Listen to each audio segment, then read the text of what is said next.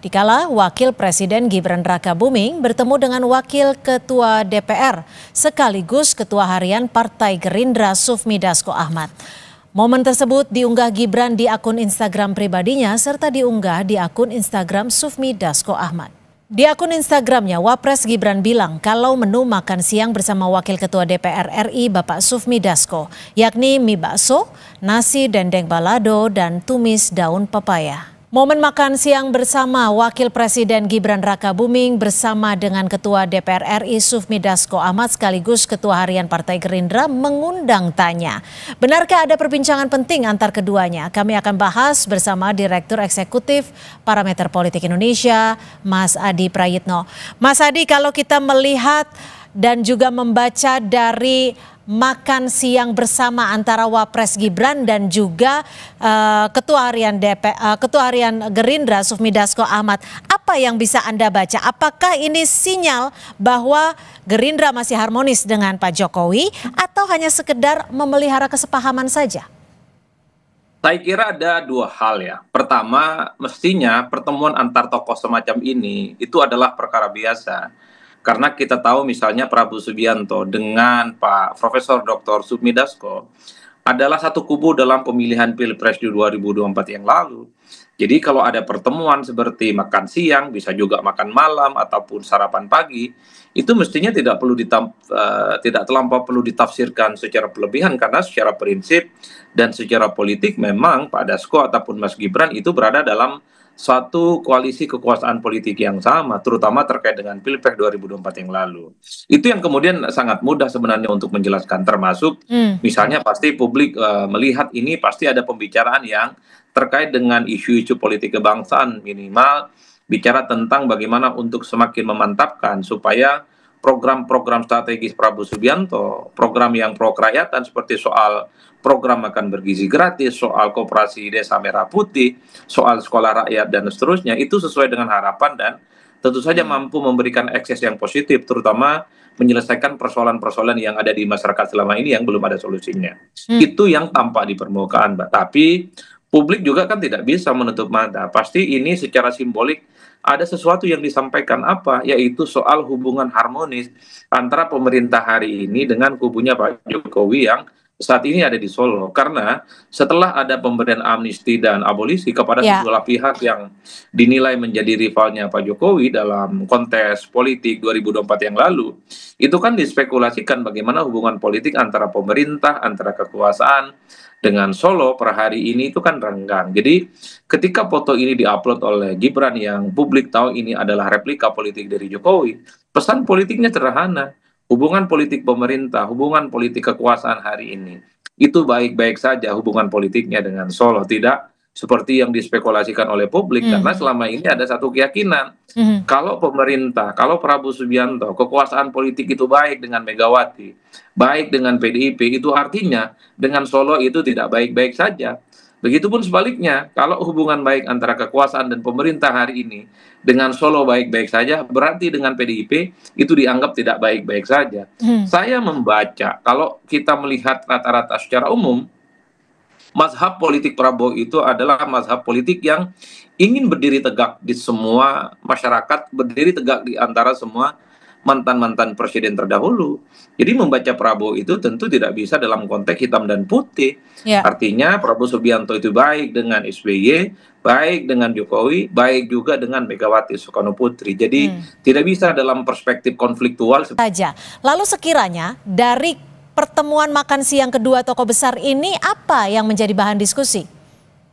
Ya pertama secara prinsip ya, kalau kita mau jujur, selama ini kan spekulasi hubungan antara Pak Prabowo dengan banyak pihak itu kan dipersepsikan sedang tidak oke. Misalnya begitu banyak kebijakan-kebijakan Prabowo itu kan diasumsikan berbeda secara diametral dengan kebijakan politik Prabowo. Dengan Pak Jokowi maksud saya, misalnya soal IKN itu kan adalah legasinya Pak Jokowi, tapi dalam perkembangannya sekalipun itu dilanjutkan, tapi kan misalnya dari segi anggaran ataupun dari segi target, itu kan tidak segaspol dibandingkan dengan pemerintah sebelumnya. Begitupun misalnya terkait dengan infrastruktur, itu kan tidak terlampau jor-joran dilakukan oleh pemerintah hari ini.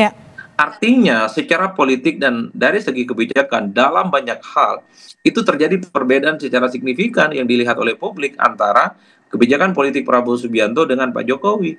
Itulah yang kemudian selalu dibentur-benturkan. Ini adalah tanda-tanda bahwa hubungan keduanya itu tidak baik dan tidak mungkin akan bersinergis.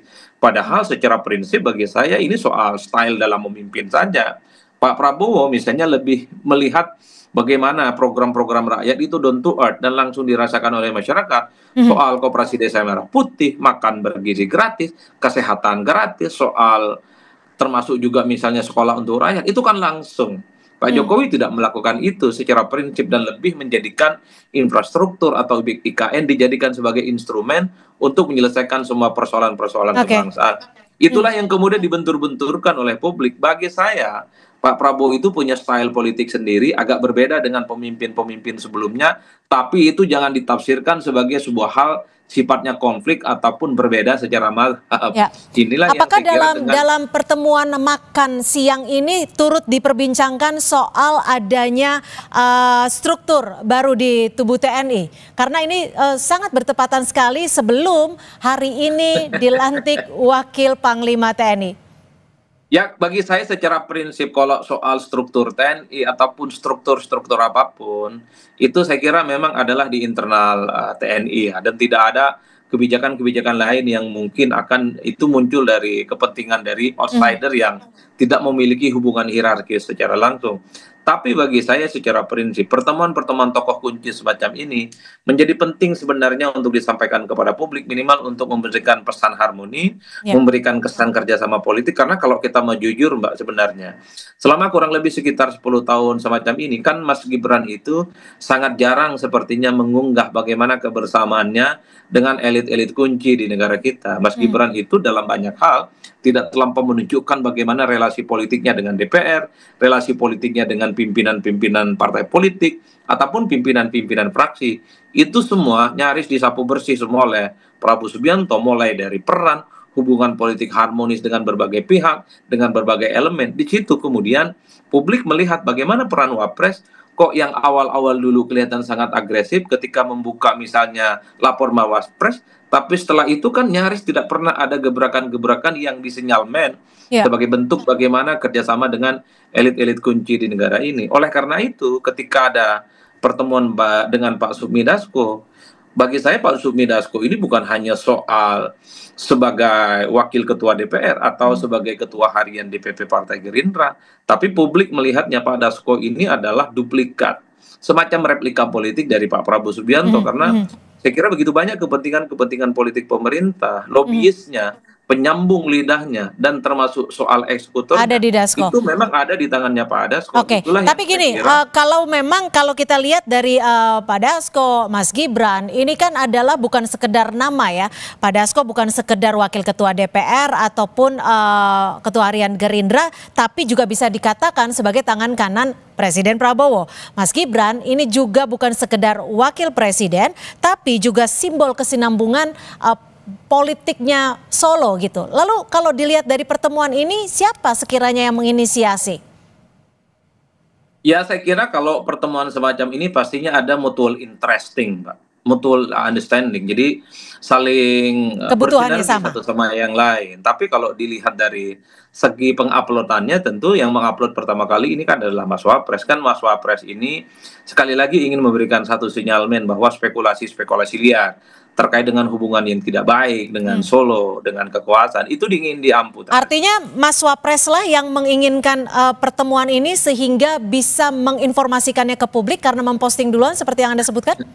Kalau semacam itu agak sulit karena postingannya seperti kolaborasi, karena memention juga Pak Dasko ya. Tapi bagi saya secara prinsip, siapapun yang menginisiatifi pertemuan ini, rasa-rasanya memang mempertemukan dua figur ini yang dianggap mewakili Solo dan dianggap mewakili pemerintah menjadi penting untuk memberikan pesan harmoni, untuk memberikan kerjasama, untuk memberikan kesan bahwa semua hubungan politik kekuasaan hari ini dengan semua faksi, dengan semua kubu, dengan semua elemen itu baik-baik saja. Apalagi ini di bulan Agustus, tentu harmoni dan kerjasama itu jauh lebih ingin ditonjolkan dibandingkan dengan yang lain.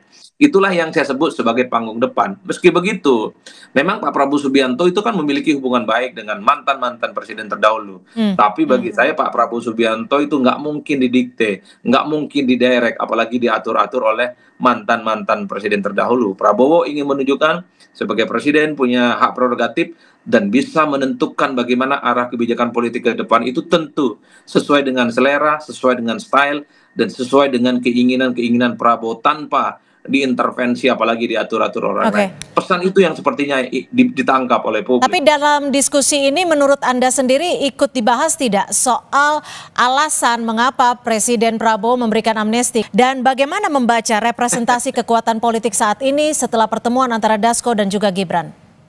Kalau saya sih melihat ini semacam makan siang gratis, makan siang plus ya Mbak. Satu sisi pasti yang dibicarakan itu adalah soal suasana kebatinan politik di Indonesia saat ini, soal kekisruhan dan kegaduhan, dan pasti dalam banyak hal ada politik-politik yang saya kira sifatnya aktual dan happening, misalnya soal bagaimana kekisruhan yang belakangan ini muncul ya, amnesti, soal abolisi, dan seterusnya dan seterusnya. Itu kan yang ditangkap oleh publik, tapi itu tentu tidak akan mungkin diekspos dan disampaikan secara terbuka oleh publik. Makanya logika panggung depan dan panggung belakang itu sangat relevan dalam konteks ini. Panggung depannya adalah makan siang bersama, suasana politik guyup dan kebangsaan, tapi di panggung belakang tentu pastinya ada banyak hal-hal lain yang sepertinya artinya amnesti terhadap Hasto Kristianto juga dibahas ya, menurut Anda ya, Mas Adi? Saya tidak terlampau meyakinkan karena ini adalah post factum, sesuatu yang sudah lewat, sesuatu yang sudah menjadi cerita politik dan sudah menjadi cerita sejarah. Hasto sudah bebas, Tom Lembong juga bebas. Sepertinya dalam pertemuan ini hanya ingin menegaskan bahwa pemerintahan hari ini adalah pemerintahan yang sustain dengan pemerintahan-pemerintahan sebelumnya. Artinya dalam banyak hal, orkestrasi politik pemerintah hari ini itu juga punya korelasi positif dengan pemerintahan di era Pak Jokowi. Saya kira di situ, karena semua peristiwa politik sudah selesai, Mbak. Karena semua yang terkait dengan amnesti, abolisi itu juga selesai. Saya kira di situ. Mungkin yang bisa dibaca dan juga bisa disimpulkan adalah ketika nantinya pada 17 Agustus para presiden-presiden terdahulu bisa berkumpul di Istana Negara. Terima kasih Mas Adi Prayitno atas perspektifnya.